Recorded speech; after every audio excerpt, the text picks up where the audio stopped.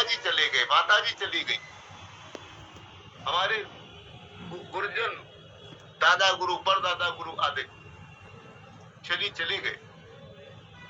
उन्होंने भी संसार जो धार्मिक है धर्म को लेकर के बहुत प्रसार किया,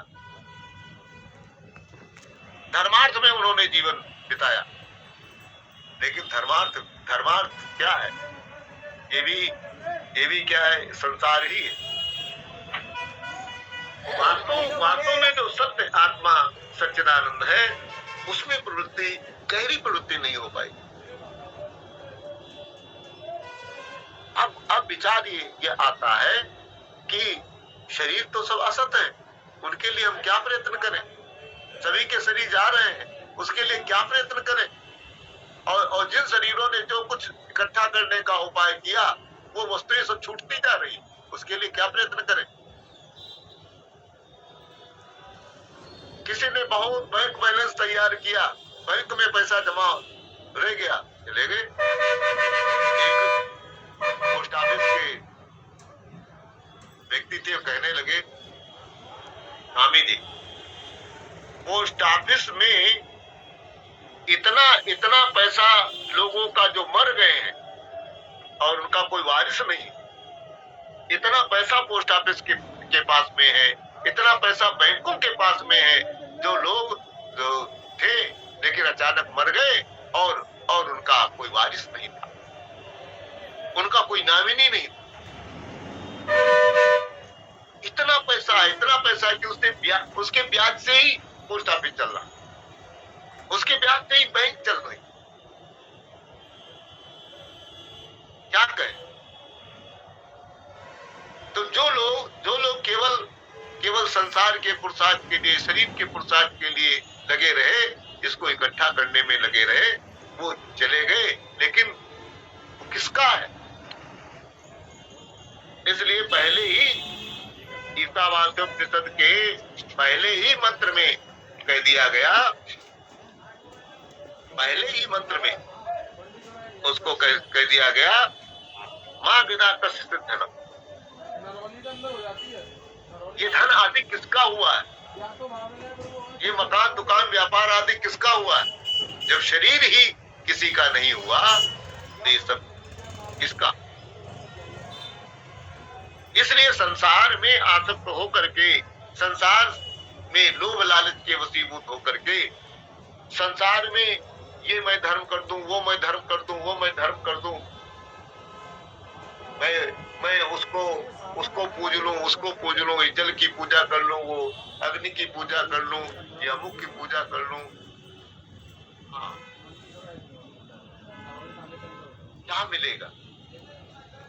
इसलिए जो सर्व का आत्मा है, वो पृथ्वी का भी आत्मा है, जल का भी आत्मा है, अग्नि का भी आत्मा है, वायु का भी आत्मा है, आकाश का भी आत्मा है, सत का भी आत्मा है, रज का भी आत्मा है, और तम का भी। वो जो आत्मा है, वो उसी की हम उपासना करते हैं, उसी की उपासना। हम पीपल पे भी जब जल चढ़ाते हैं, तो उसमें भी बैठा हुआ आत्मा जो है, उसकी उपासना। पीपल की उपासना नहीं करते, क्योंकि पीपल वास्तव में तो एक पेड़ है, वृक्ष है। वृक्ष जो देगा, वृक्ष तो देगा, आप उसकी उपासना न करो तो भी देगा। वो पत्ते देगा, वो लकड़ी देगा, वो आपको बहुत सारी चीजें देगा, ऑक्सीजन देगा, 24 घंटे ऑक्सीजन देता है, ना भी उपासना कीजिए तो भी देगा। लेकिन हम जब उसकी उपासना करते हैं, तो उसमें बैठे हुए परमात्मा की उपासना। ऐसे ही एक ही चैतन्य तत्व है जो सत्य है, उसकी हम उपासना। और वो कैसा है? कैसे रूपा? कल्याणतमम। वो क्या बताएं? कल्याणतम यानी सुपरलेटिव डिग्री में, बहुत बहुत सारी चीजें कल्याण वाली, लेकिन कल्याण तमम जो जो कल्याण वाली चीजें उस सब में सबसे अधिक कल्याण करने वाला। आप यदि किसी की उपासना करेंगे, वायु की उपासना करेंगे, अग्नि की उपासना करेंगे, वो आपका हित ही करेंगे, देवता हित ही करते हैं। गुरु की उपासना करेंगे, आपका कल्याण ही होगा।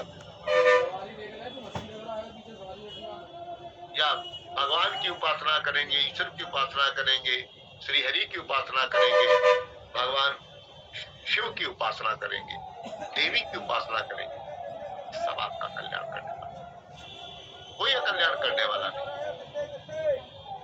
पर अपने ही अंदर में बैठे हुए आत्म तत्व की उपासना जो करेंगे, ध्यान सर्वोत्कृष्ट कल्याण करने वाला। तत्ते पश्यामि, कहते हैं मैं उसका दर्शन करना चाहता हूं, मैं उसका दर्शन करना चाहता हूं। मैं सूर्य को देखते हुए सूर्य के अंदर में बैठा हुआ जो सूर्य का आत्मा है, उसका दर्शन करना चाहता हूं।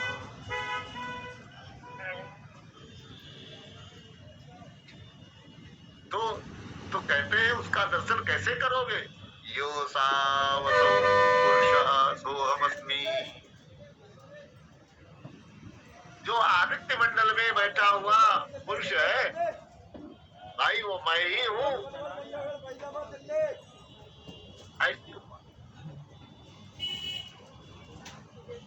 ऐसी चल भाई हो गया, तो बात ज्यादा हो गई 10 से।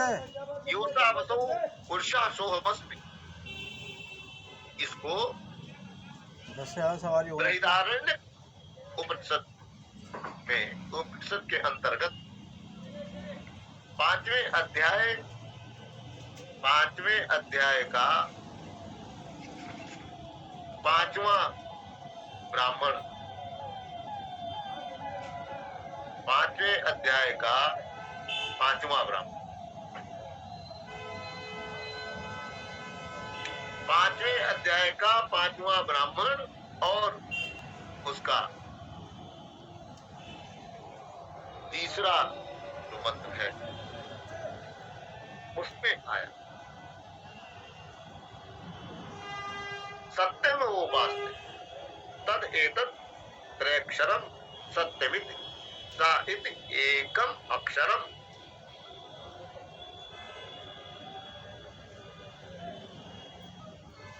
सा इति एकम अक्षरम, जो सा है वो एक अक्षर है। तीत एकम अक्षरम, ती जो है, जो आधाता है, वो एक अक्षर है। यम इत एक अक्षरम, यमित एकम अक्षरम, और एक या है। सत्य में देखा जाए तो 2.5 अक्षर, प्रेम में भी 2.5 अक्षर है। तो इस प्रकार से सा का अर्थ वह,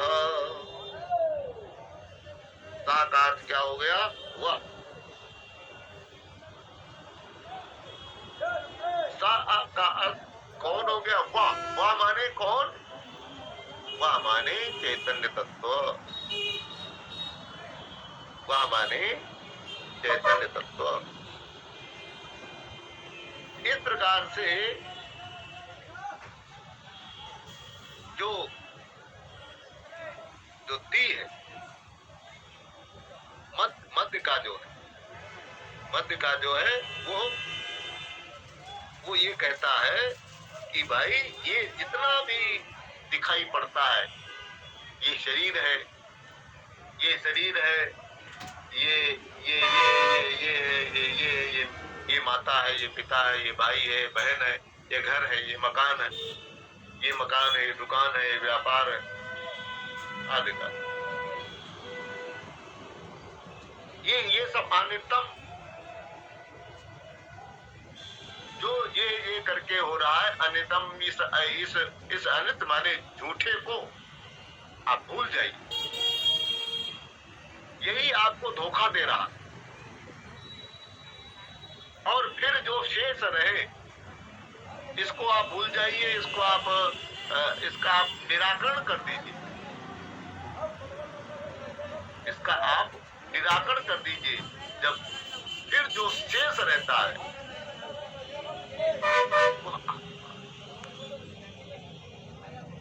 वह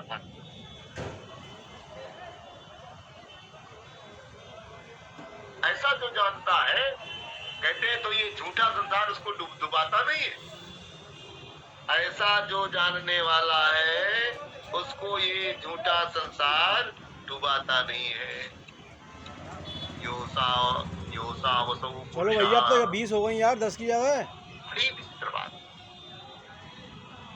जब आप ऐसा जान लेते हैं तो ये झूठा संसार, झूठे संसार में रहते हुए, झूठे शरीर में रहते हुए, झूठी इंद्रियों के बीच में, झूठे मन और बुद्धि के बीच में रहते हुए भी ये आपका कुछ बिगाड़ नहीं।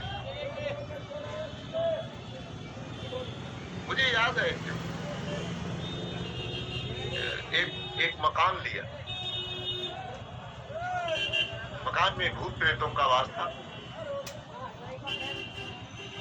तो लोगों ने कहा कि स्वामी जी से भूत प्रेत है, तो कोई बात नहीं।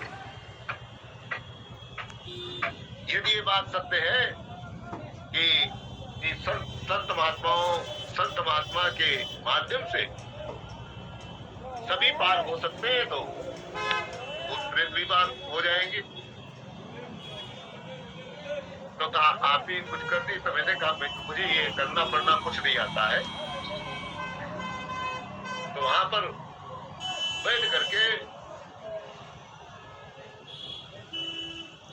भगवान श्री कृष्ण की कृपा से उनकी गीता उन्हीं के कल्याण के लिए, यानी उन प्रेतों के कल्याण के लिए उसका पाठ किया,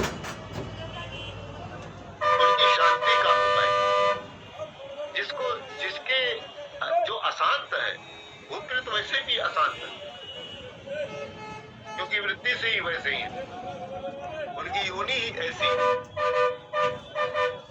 तो क्या बताऊं, भगवान की कृपा ऐसी हो गई कि उनको शांति मिली और यहाँ से वो मुक्त हो गए। आप मुझे मुक्त हुए कि नहीं हुए ये तो मैं नहीं कह सकता, क्योंकि मुझे बताने के लिए तो नहीं है।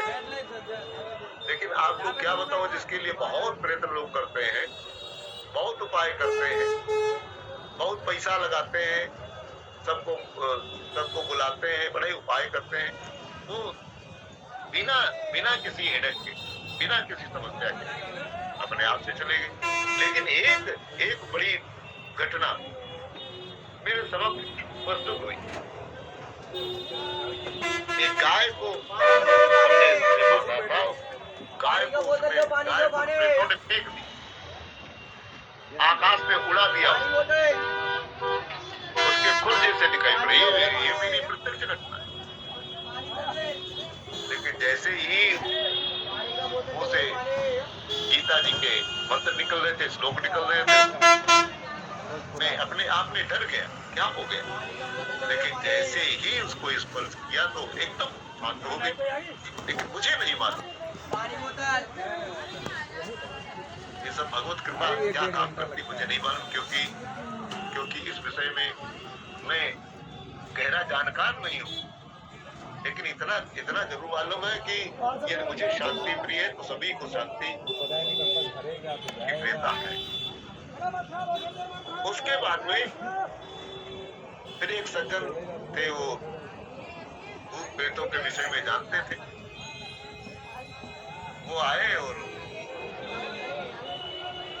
लोगों ने कहा कि इसमें रहते थे। बोले हाँ, इसमें रहते थे और अभी भी एक दो हैं, लेकिन वो बहुत शांत चित्त से चले जाएंगे, ऐसा उन्होंने कहा। कितना सत्य मुझे नहीं मालूम। उसके बाद से सब बहुत अच्छा, सब मंगलमय। कहने का तात्पर्य ये है, जो परमात्मा सत्य है, उस सत्य परमात्मा का आश्रय लेकर के किसी का भी अहित न जाए, सर्वभूति तेरता।